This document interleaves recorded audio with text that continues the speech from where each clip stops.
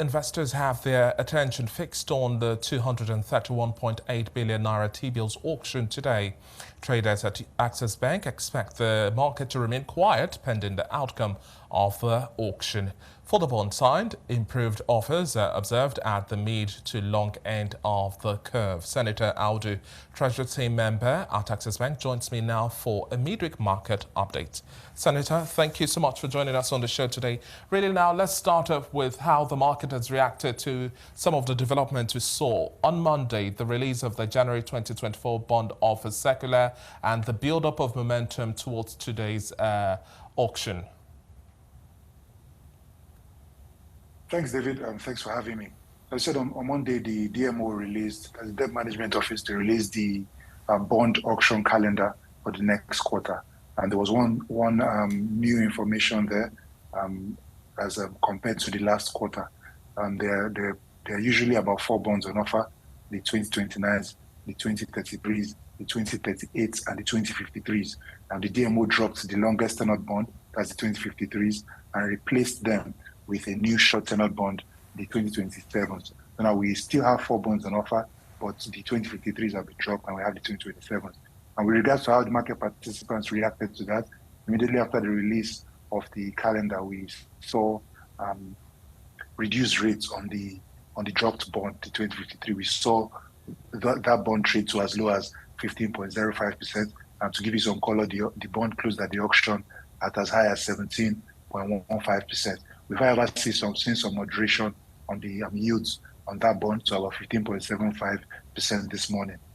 Besides that, we've seen market participants exercise some caution ahead of that auction that will hold on Monday and settle on Wednesday.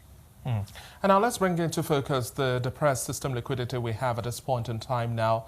Initially, we were expecting to see some elevated rates, but talk to us what to expect in terms of liquidity. Market liquidity has remained at depressed levels. We saw a decline of about 70 billion yesterday to about 368.08 billion for the money market yesterday. And we've seen rates remain, or money markets deals being consummated between 18 to about 22% yesterday. We however expect those rates to drop as we expect the FAC inflows to come in at any moment. We will also continue to see coupon payments being made into the system in excess of about 200 billion. There's an NTB auction today that should have an impact on the money market. As you rightly mentioned, just over 200 billion is on offer across 3 maturities, the 91, 182, and 364-day maturities. We do expect an oversubscription and over-allotment. Although market liquidity levels are depressed, we do expect an oversubscription and an over-allotment at that auction.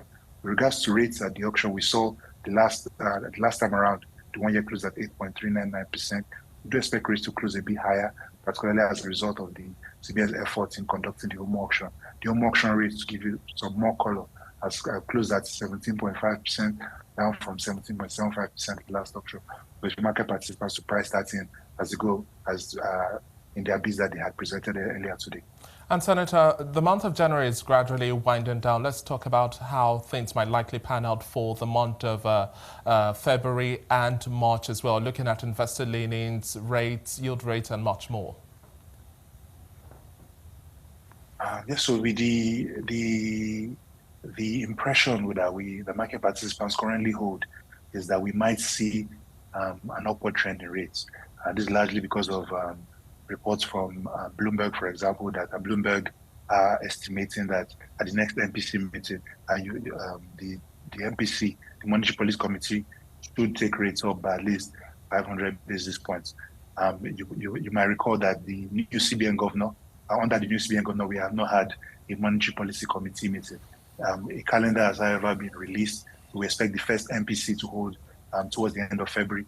And we expect 6 meetings this year. So if that happens, market participants, of course, would align, would see movements in rates in the secondary market, would see rates movements in the primary market as well, and across. So besides that, another contributor to the expectation for high rates is that the government does need to borrow, and the attendant effect of increased borrowing is, of course, higher rates.